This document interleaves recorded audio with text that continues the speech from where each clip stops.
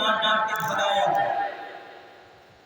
आका ने इरशाद फरमाया था, जिस दिन मस्जिद में बच्चों की आवाज ना आएगा तो अपनी नस्लों का जनाजा पढ़ लेना पहले से ही।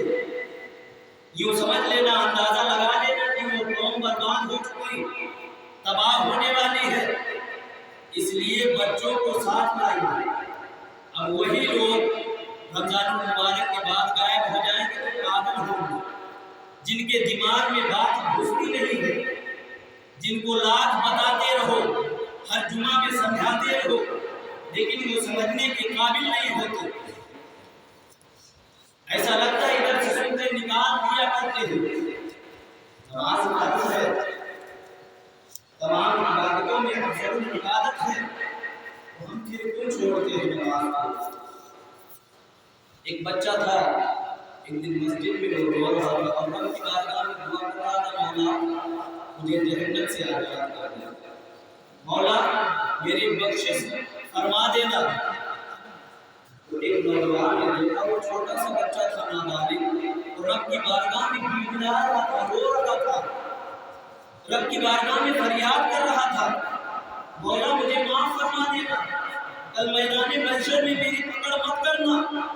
छोटा सा बच्चा, अभी उसके कोई शरीयत का हुक्म लागू भी नहीं हुआ है, वो गिड़गिड़ा रहा है रब की बारगाह में। नौजवान पहुंचा, उसके करीब पहुंचने के बाद में पूछने लगा, काफी खतरनाक क्या है, तो रो क्यों रहा है?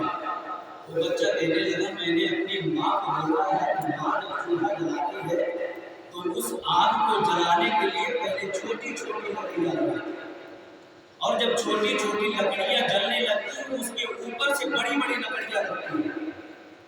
तो जब दुनिया में मेरी माँ खाना बनाने के लिए जब चूल्हा जलाती है, जब दुनिया में आग जलाती है, तो पहले छोटी लकड़ियों को लगाती है, फिर बड़ी लकड़ियों को बाद में लगाया करती है।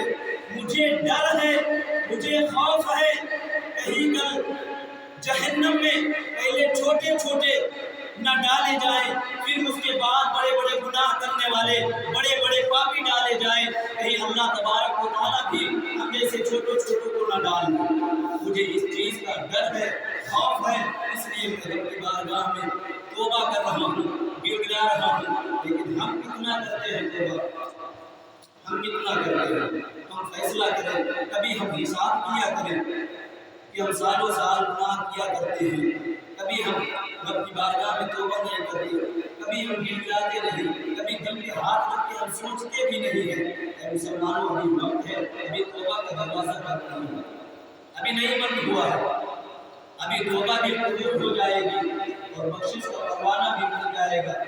लेकिन वक्त है तो अपनी जिंदगी में जब तक जिंदा हो, अपनी जिंदगी में अच्छे अमल करके जाओ।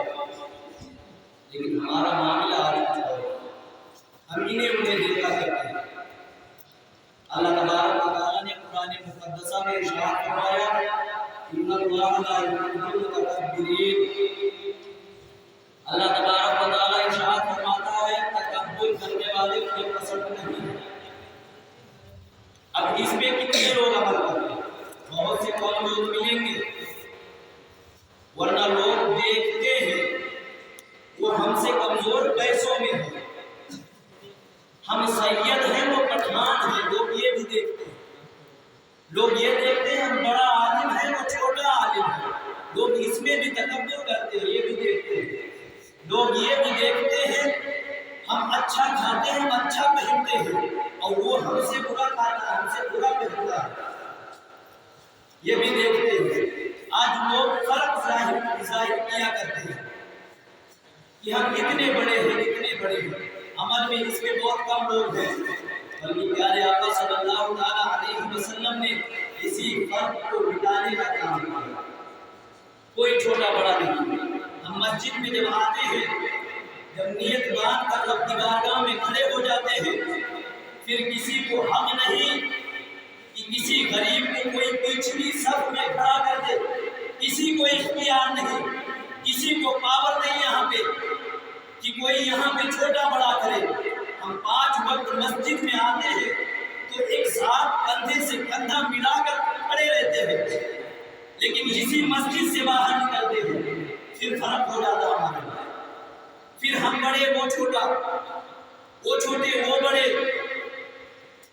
یہ فرق ملا دو. جس طرح مسجد میں آتے ہو ایک ساتھ کندھے سے کندھا ملا کے کھڑے ہو جاتے ہو، جس طرح مسجد میں کوئی اختلاف نہیں، سب آپس میں ایک ہوتے ہیں، اسی طرح جب مسجد سے باہر جاؤ تو ایک ہی رہو، ایک ہی رہو گے، اس میں بھلائی ہے. پیارے آقا صلی اللہ تعالیٰ علیہ وسلم نے ارشاد فرمایا ہے مسلمان کو کوئی کافر نیچا نہیں دکھا سکتا. یہ حدیث پاک ہے. مسلمان کو کوئی نیچا دکھا ہی نہیں سکتا، کوئی اسے رسوا کر ہی نہیں سکتا جب تک کہ کوئی مسلمان اس میں شامل نہ ہو، جب تک کہ کوئی منافق مسلمان اس کے ساتھ سازشیں نہ رکھتا ہو، تب تک کوئی مسلمان رسوا نہیں ہو سکتا. کوئی مسلمان پہ کوئی غیر مسلم حاوی نہیں ہو سکتا، لیکن آپ کو چاروں طرف غیر حاوی ہی مسلمان ہو. اس کا مطلب کیا ہے؟ زیادہ دماغ لگانے کی ضرورت نہیں ہے، بس اس کا ایک ہی مطلب ہے، ایک ہی ریجن ہے کہ مسلمان آپس میں اتحاد نہیں رکھتے. مسلمانوں کے اندر منافق پیدا ہو گئے ہیں اور بظاہر غیر بھی اب مسلمانوں کی بھیش میں جو بظاہر وہ مسلمان ہوتے ہی نہیں وہ بھی اب شامل ہو چکے ہیں، صرف توڑنے کے لیے مسلمانوں کو آپس میں. آؤ میں بتاؤں اسی آیت کریمہ پہ عمل کرنے والے کیسے عمل کیا کرتے ہیں. حضرت امام حسین رضی اللہ تعالیٰ عنہ ایک مرتبہ اپنی سواری پر سوار ہو کر ایک راستے سے گزر رہے تھے تو چند مزدور جو بہت ہی غریب تھے وہ مزدوری کر کے جب انہیں وقت ملتا تو روڈ پہ بیٹھ کر کھانا کھایا کرتے. تو ایک مرتبہ اسی روڈ پہ بیٹھے کھانا کھانے کے لیے تو حضرت امام حسین رضی اللہ تعالیٰ عنہ گزر رہے تھے. تو ان مزدوروں نے کہا اے آقا کے نواسے، اے جنتی نوجوانوں کے سردار، ہم سبوں کی خواہش ہے، ہم سب کی آرزو ہے کہ آج آپ ہم سب لوگوں کے ساتھ بیٹھ کر کھانا کھائیں. وہ مزدوروں نے کہا. امام حسین رضی اللہ تعالیٰ عنہ بیٹھ گئے اور بیٹھ کر ایک روٹیاں بھی کھائیں، ایک روٹی کھائی یا 1.5 روٹی کھائی امام حسین رضی اللہ تعالیٰ عنہ نے. پھر جب وہ سواری پر بیٹھ کر وہ رخصت ہونے لگے تو ان مزدوروں سے کہا تم نے تو دعوت نہیں، تم نے کھلا دیا، اب اپنی بھی دعوت میری بھی دعوت قبول کرو اور کسی دن آؤ میرے گھر، تمہاری دعوت میں کرتا ہوں، میں تمہیں کھلاؤں گا. اللہ اکبر. حضرت امام حسین رضی اللہ تعالیٰ عنہ نے دعوت پیش کرتے ہیں اور جب وہاں سے چلنے لگے تو ان کا ایک غلام تھا وہ کہنے لگا حضور اگر آپ وہاں پہ کھانا ہی تھا تو چند لقمے کھا لیتے اور اس کے بعد میں اجازت طلب کرتے چلے آتے. امام حسین رضی اللہ تعالیٰ عنہ ارشاد فرماتے ہیں تم نے سنا نہیں کیا، تم نے قرآن کو پڑھا نہیں؟ اللہ تبارک و تعالیٰ نے ارشاد فرمایا ہے جو تکبر کرنے والا ہوتا ہے، جو گھمنڈ کرنے والا ہوتا ہے، اللہ تبارک و تعالیٰ اس سے پیار نہیں کرتا، اس سے محبت نہیں فرماتا، اس سے پسند نہیں کرتا ہے. اور تمہیں کیا لگتا ہے کیا میں اللہ کے نزدیک ناپسندیدہ شخص بن جاؤں؟ اللہ اکبر. میں نے اسی آیت کے مطابق مزدوروں کے ساتھ بیٹھ کر کھانا کھایا ہے. یہ امام حسین کا عمل تھا. اللہ اکبر. ایک چند منٹ اور سن لیں، 2-4 منٹ، میرا وقت میں زیادہ ہو رہا ہے. قاری صاحب کی تشریف لاتی ہے. امام حسین کی بات چل رہی ہے. بتانے کا مطلب یہ ہے کہ کوئی چھوٹے بڑے کا فرق نہ کرے، کوئی چھوٹا بڑا نہیں، اللہ کے نزدیک کوئی چھوٹا بڑا نہیں. پیارے آقا صلی اللہ تعالیٰ علیہ وسلم نے ارشاد فرمایا مومن بھائی بھائی، اور وہ مومن کامل ہو ہی نہیں سکتا جو مومن مسلمان اپنے دوسرے بھائی کے لیے وہی چیز نہ پسند کرے جو اپنے لیے پسند کرتا ہے. وہ مومن کامل نہیں ہو سکتا. پیارے آقا صلی اللہ تعالیٰ علیہ وسلم کی حدیث پاک ہے. بات امام حسین کی چل رہی تھی تو سن لیجیے. آج بڑا کام خراب ہے. آج 2 دن کے بعد عید الفطر آنے والی، لوگ موبائلوں پہ اسٹیٹس لگائیں گے، اگر کسی کی شان میں میری طرف سے کوئی غلطی ہوئی ہو تو معاف کر دینا، اس سے پہلے بہت مشہور ہوتا ہے، چلتا ہے، لوگ اس پہ بہت دھیان رکھتے ہیں۔ شب قدر کی رات آتی ہے تو بھی اسٹیٹس چھوڑتے ہیں، اگر کسی کے تعلق سے اس سے غلطی خطا ہوئی ہو تو معاف کر دینا اور دعا کرنا، یہ لوگ لگاتے ہیں۔ یہ کام کوئی گھر میں بھی کرتا ہے؟ اگر کسی کا کوئی چھوٹا بھائی یا بڑا بھائی کسی وجہ سے اگر ناراض ہو تو کوئی مناتا ہے؟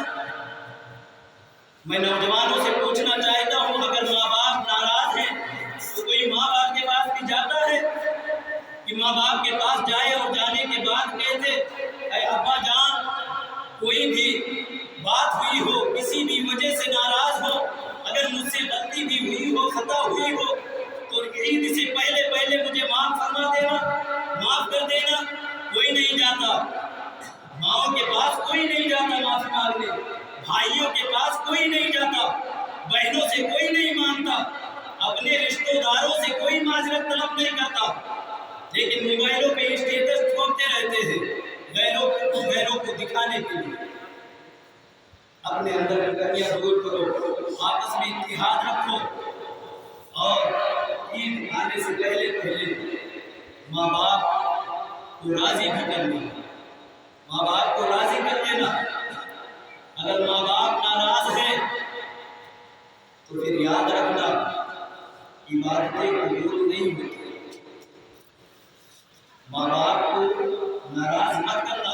امام حسین رضی اللہ تعالیٰ عنہ ایک مرتبہ امام حسین کے چھوٹے بھائی حضرت علی کی دوسری بیوی سے، حضرت محمد بن حنفیہ امام حسین کے چھوٹے بھائی ہیں، آپس میں کچھ اختلاف تھا،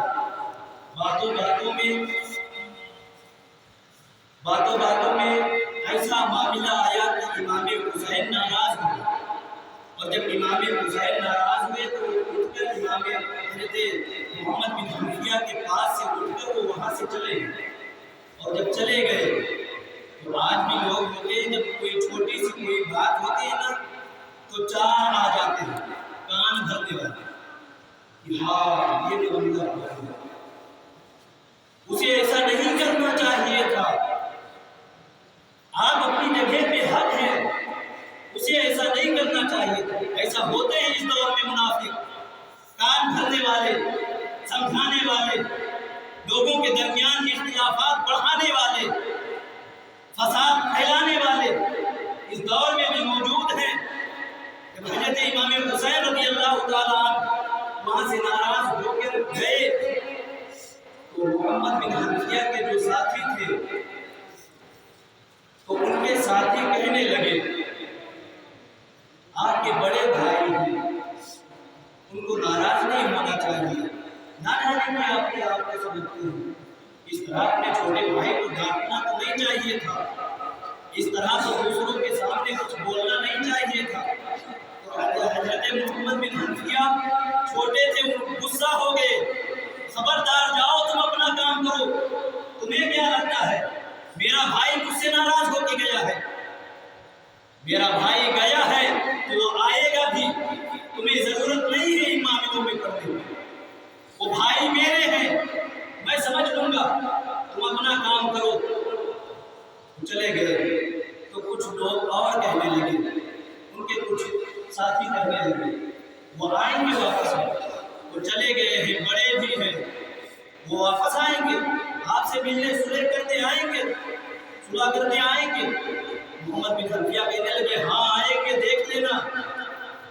تو حضرت محمد بن حنفیہ دوسرے دن یہ خط لکھتے ہیں امام حسین رضی اللہ تعالیٰ عنہ کے نام پر کہ بھائی میں آنا چاہتا ہوں آپ کے پاس، صلح کرنا چاہتا ہوں، لیکن جب میں آنے کے لیے سوچتا ہوں تو پیارے آقا صلی اللہ تعالیٰ علیہ وسلم کی وہ حدیث مبارکہ مجھے یاد آ جاتی ہے اور مجھے آنے سے روک دیتی ہے کہ پیارے آقا صلی اللہ تعالیٰ علیہ وسلم نے ارشاد فرمایا ہے جب کسی دو مومن بھائیوں میں کسی بات پہ جھگڑا ہو جائے تو تو ان میں جو سب سے پہلے صلح کرے گا وہ سب سے پہلے جنت میں جائے گا۔